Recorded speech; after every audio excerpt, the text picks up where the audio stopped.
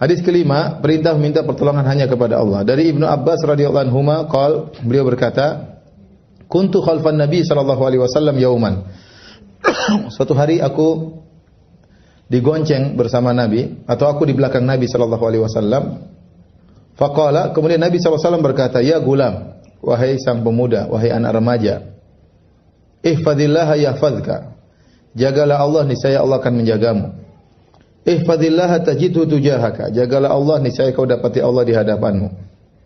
Wa idza sa'alta fas'alillah. Kalau kau minta, mintalah kepada Allah.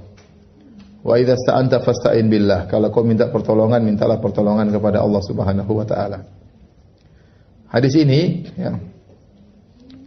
yang menjadi perhatian kita adalah bagian terakhir. Kalau kau minta, mintalah kepada Allah. Itu biasakanlah dirimu untuk tidak mengharap kepada orang lain. Kalau kau ingin zuhud, ingin wara', biasakan dirimu tidak berharap kepada orang lain. Biasakan dirimu untuk tidak minta kepada orang lain, ya.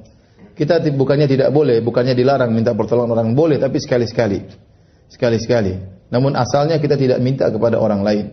Kata Nabi sallallahu alaihi wasallam, "Wa man yastaghni yughnihillah." Barang siapa yang berusaha mencukupkan dirinya dengan Allah, maka Allah akan cukupkan dirinya. Tidak baik orang yang suka mengharap sama orang lain. Mengharap sama makhluk itu hanya mendatangkan kekecewaan.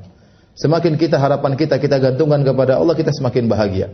Semakin kita tidak butuh kepada orang, kita semakin bahagia. Ini perhatikan. Semakin kita tidak butuh kepada orang lain, kita semakin bahagia. Semakin kita butuh kepada orang lain, semakin kita terhina. Semakin rendah. Semakin penuh kekecewaan. Betapa banyak orang kita kasih harapan, ternyata dia hanya harapan palsu, ya. Ya.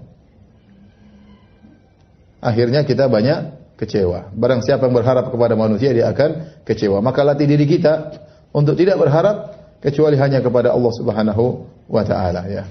Ya. Dalam segala hal kita berusaha tidak berharap kecuali hanya kepada Allah Subhanahu wa taala. Ini masalah hati. Baik, hadirin dan hadirat yang dirahmati oleh Allah Subhanahu wa taala, kalau kita tidak berharap kepada manusia, maka hidup kita benar-benar merdeka, ya, benar-benar tentram, benar-benar bahagia, dan kita semakin ikhlas kepada Allah Subhanahu wa taala. Kalau kita berharap sama orang, akhirnya kita perlu cari muka, cari perhatian, ya, agar diperhatikan oleh dia. Terkadang harus kita pamerkan sebagian amal soleh kita, terkadang harus kita pamerkan sebagian karya kita. Nah, karena kita berharap dari dia, ya. Dari dia. Maka latih diri kita untuk tidak berharap kecuali hanya kepada Allah Subhanahu wa taala.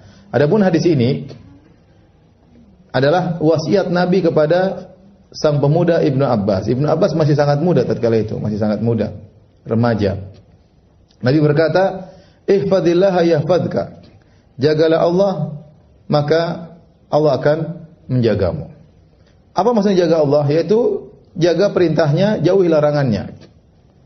Maka niscaya Allah akan menjagamu, menjaga dirimu, menjaga anak istrimu, menjaga hartamu, menjaga duniamu, menjaga agamamu. Ya. Para ulama mengatakan, kalau engkau jaga Allah, kau jaga perintahnya, kau jauhi larangannya, sejauh itu pula Allah akan menjaga agamamu dan menjaga duniamu.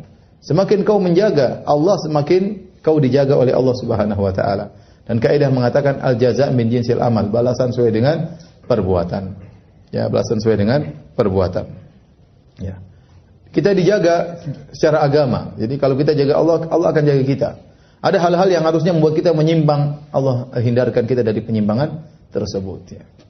Mungkin kita mendengar atau kita mendengar ceramahnya orang-orang liberal, orang-orang sesat. Otak kita nggak sampai.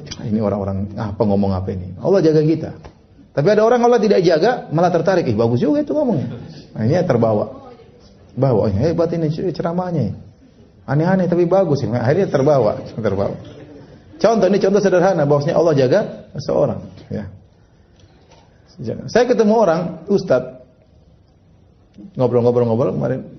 Ustaz, Firanda dulu main musik? Iya, saya dulu main musik parah. Saya dari dulu nggak suka musik itu, Ustaz. Masya Allah, ente dijaga Allah berarti dari dulu. Jadi kecil saya nggak suka musik. Ada udah belajar nggak bisa. Makanya suara selalunya fals terus buat suaranya. Ya.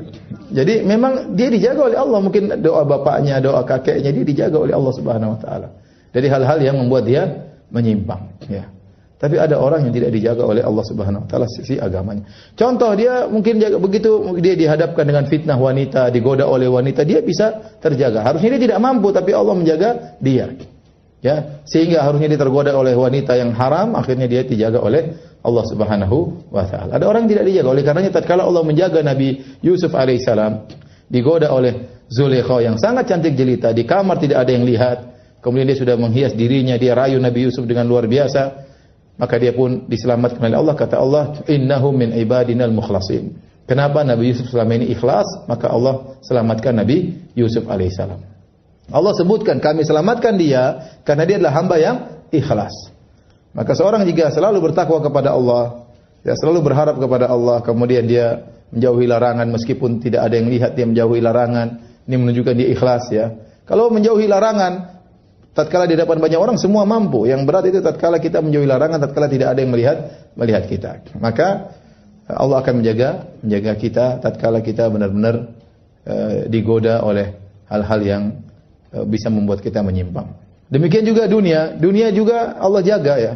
Seorang, ya, kalau dia bertakwa kepada Allah Subhanahu wa taala, insyaallah dunia juga jaga. Mungkin usahanya tadinya mau hancur nggak jadi hancur misalnya, atau mungkin harusnya dia meninggal nggak jadi meninggal, harusnya dia ketabrak nggak jadi ketabrak misalnya, ya. Semuanya dijaga oleh Allah Subhanahu wa taala. Dan itu banyak kejadian-kejadian. Tidak perlu kita ceritakan, tapi itu banyak kejadian-kejadian yang kalau kita secara nalar harusnya sudah meninggal, ternyata tidak jadi meninggal. Kenapa? Ada yang menolong. Ada yang menolong, yaitu Allah Subhanahu wa taala.